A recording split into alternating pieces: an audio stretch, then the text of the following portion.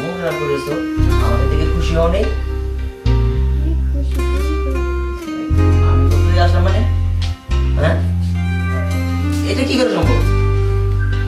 বাবা, বাবা, বাবা, বাবা, বাবা।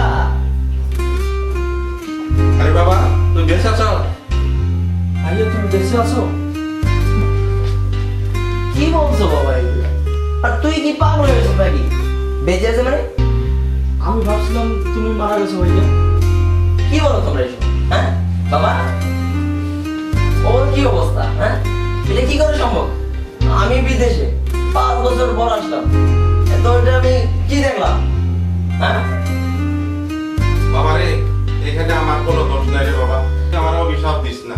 তখন তোর অনিমাংসে না একদম আমার ফোন দিয়া কইলো তুই মারা গেছে, সরকারে নিয়ে নিছে। এই খবরটা পাওয়ার পরে বল এই দুর্নীতি মাইয়া আমি ঘরে রাখি বল? প্রতিবেশীদের নানা কথা, জুয়ান ছেলে ঘরে কত খারাপ কথা লটাইছে, উপায় না পাইয়া ছোট ভাইয়ের লগে ওরা বিয়া দিয়ে দিছে। বাবা, প্রতিবেশীদের চাপে পড়ে মানে? আর তোমরা তোমাদেরকে কে বলছে আমি মারা গেছি এটা বিশ্বাস করে ফেলাইছো? অন্তত তুমি আমার লাশটা দেখে তো তুমি বিশ্বাস করতে পারতা। হ্যাঁ, আমি এতদিন কোথায় ছিলাম বা কি করছি একবার জানার চেষ্টা করলো না? আর এই যে হীরামণি, তোমার কি তোমার স্বামীর প্রতি একটু বিশ্বাস ছিল না? অন্তত তুমি একটু বিশ্বাস করতা যে আমার স্বামীর লাশ আমি যতক্ষণ না দেখবো ততক্ষণ আমি বিশ্বাস করবো না। এটা তো তোমার বিশ্বাস করা উচিত ছিল যে আমি একদিন না একদিন ফিরে আসবো। তুমি কি এমন স্ত্রী হলো আমার? তুমি তো তোমার স্বামীর লাশটা একটু দেখতে, আগে দেখার পরে তুমি সিদ্ধান্ত নিতা। এটা আমি কখনো আশা করি নাই। আমি এত বছর কই ছিলাম, কোথায় ছিলাম, কিভাবে ছিলাম একবার তোমরা জানার চেষ্টা করো নাই। মাসে মাসে আমি টাকা পাঠাতাম, সেই টাকাটা দিয়ে তোমরা বিলাসিতা করেছো। আর এখন আমাকে তোমরা এত ভাবে ঠকাইলা। আমার বাবা, ভাই, বউ সবাই আমাকে ঠকাইছে, সবাই আমার ঠকাইছে। আমি মারা গেছি কেউ বললো, আর সেই কথা বিশ্বাস কইরা আমার বউকে আমার ছোট ভাইয়ের কাছে বিয়ে দিয়ে দিছে। বাবা, তুমি এটা কিভাবে বিশ্বাস করলা? তুমি এটা কিভাবে বিশ্বাস করলা বাবা?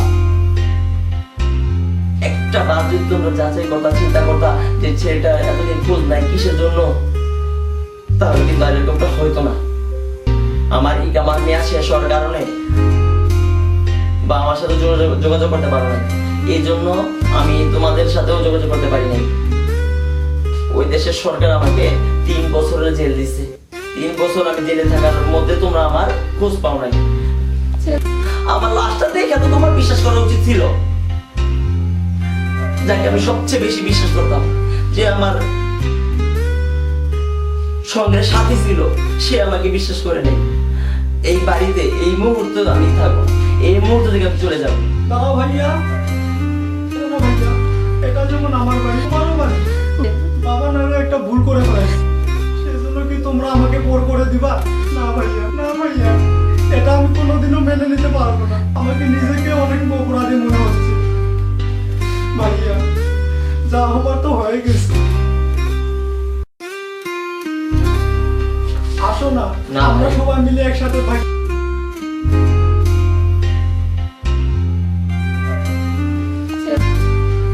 আমার বউকে নিয়ে তুই সংসার করবি, এটা আমি নিজ চোখে দেখলাম, কিভাবে মানি বল? আমি যেমন মৃত মনে করছিস এতদিন, আজীবন মৃত মনে করে থাক। আমি আইসি অনেকদিন পর, আমি চলে যেতেছি, যেখান থেকে আইসি আমি সেখানে চলে যাবো, সেখানে আজীবন থাকবো। তোরা সুখে থাক ভাই, আমি দোয়া করি তোরা সুখে থাক। আর এমনই তুমি ওরা সুখে রাখি।